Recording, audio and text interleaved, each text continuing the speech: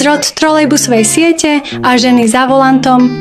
Trolejbusy v Prešove nezačali iba jazdiť, ale začali tiež meniť spôsob, akým sa prepravujeme. Nové elektrické vozidlá boli spočiatku naozaj zaujímavým zážitkom, ale čoskoro si získali srdcia ľudí.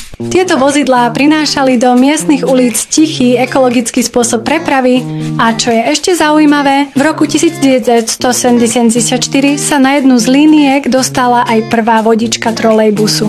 Touto osobou bola Ľubica Kováčová, ktorá sa stala symbolom zmeny v Prešove. Kým predtým bola MHD doménou mužov, ženy sa postupne stávali dôležitou súčasťou našej dopravy a práve Ľubica sa stala jednou z prvých žien, ktoré sa dostali za volant trolejbusu. Rozvoj trolejbusovej siete.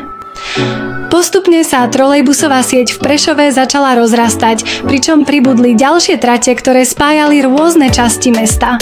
Trolejbusy sa stali praktickým a tichým dopravným prostriedkom, ktorý nepoškodzoval životné prostredie a tak sa stali čoraz populárnejšími. V 80. rokoch, keď sa začali využívať aj moderné trolejbusy typu Škoda 14 Tier, sa Prešov stal jedným z miest, ktoré boli na čele v oblasti ekologickej verejnej dopravy.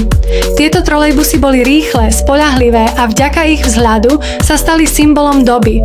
Kríza a obnova trolejbusov v 90. rokoch, keď prišiel ekonomický útlm, sa trolejbusová sieť stretla s mnohými problémami.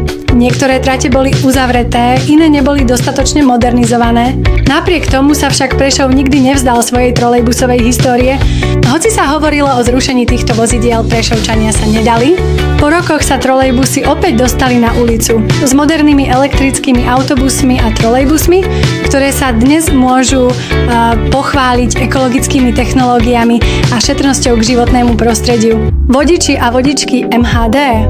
Od začiatku histórie prešovskej MHD zohrávali vodiči veľkú úlohu, no ženy začali byť čoraz viac viditeľné v tejto oblasti.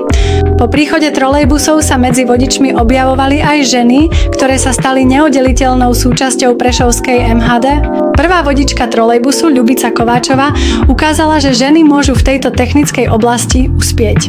Ľubica sa stala obľúbenou tvárou na miestnych linkách a inšpirovala ďalšie ženy, aby sa pustili do tejto profesie. Dôležitý krok. Zavedenie systému MHD s bezkontaktnými kartami. V 2000. rokoch sa Prešov zaradil medzi mestá, ktoré zaviedli systém bezkontaktných kariet pre MHD. Tento krok bol veľmi dôležitý pre modernizáciu a zjednodušenie cestovania v meste. Cestujúci už nemuseli mať v peňaženke hotovosť a celý proces sa stal oveľa efektívnejším.